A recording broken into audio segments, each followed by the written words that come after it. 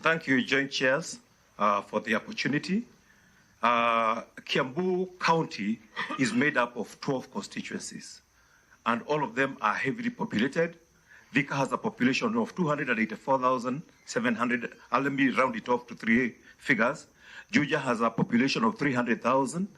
Roiro has a population of 371. Kiamba has a population of 236. Kiambu has a population of 145,000.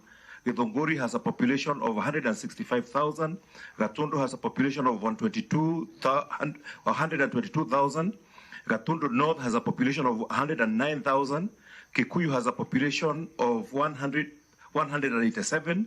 Kabete has a population of 299.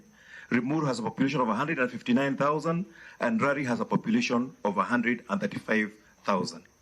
Some of the counties that have been doing presentations here have a lesser population than some of our constituencies. What eventually this means is that when the resources are shared, they don't get to our people, or if they do, they get in very small amount that may not necessarily help them. A case in point is bursary. We have seen counties which are able to pay bursaries for their children up to universities, others up to abroad. In our constituencies, it is a common practice to give bursaries of 2,000 shillings. It is some constituencies give even 1,000 as bursary. And this is after more injustice was done to us. I remember when I was in school, I was in a day school. Now that day school was converted into a boarding school. When it was a day school, it was enough for our people who were coming from primary school to go to that particular secondary school. But when it was made into a boarding school, it was converted from a day school to an extra county school. And then there were new regulations called the quota system of education, where that school as an extra county school, which was built by our own funds, in our own land, in our own effort, we could only take 20% of the children from our locality and 80% from other localities. It was not one school that was converted to an extra county school. About 60% of our schools were converted to extra county schools. Others were converted to national schools. So what does this eventually mean? It means that to the schools that we have built, we can only take 20% of our students to those schools.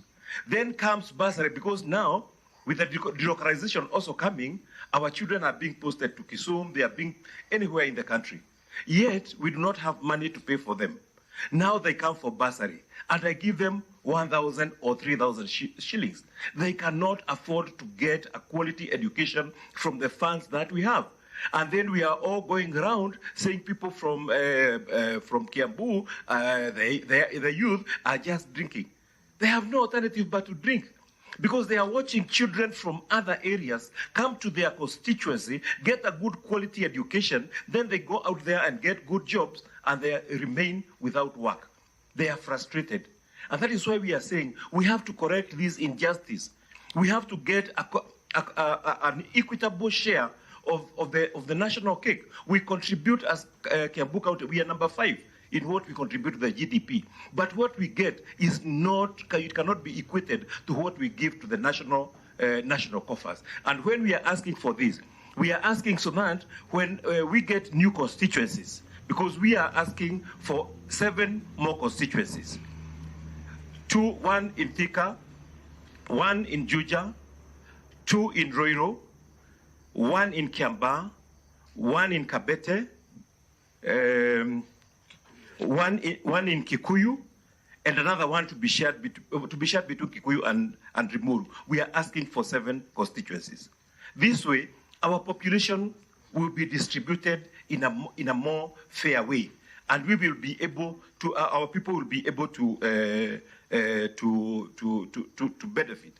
So, Madam Chair, I think we are not being very, very unfair when we are asking for this. When we compare a population like a county like Kiambu with 145,000, and we are comparing it with a constituency in Kiambu, Roiro, which has 371,000, I think we are just being fair.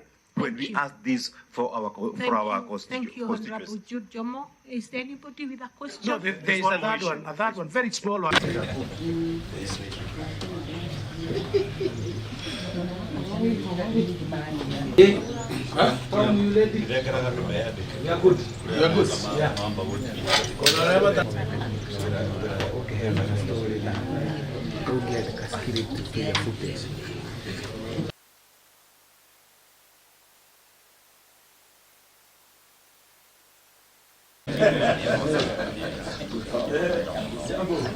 Monywe saa ithaa thita ekinye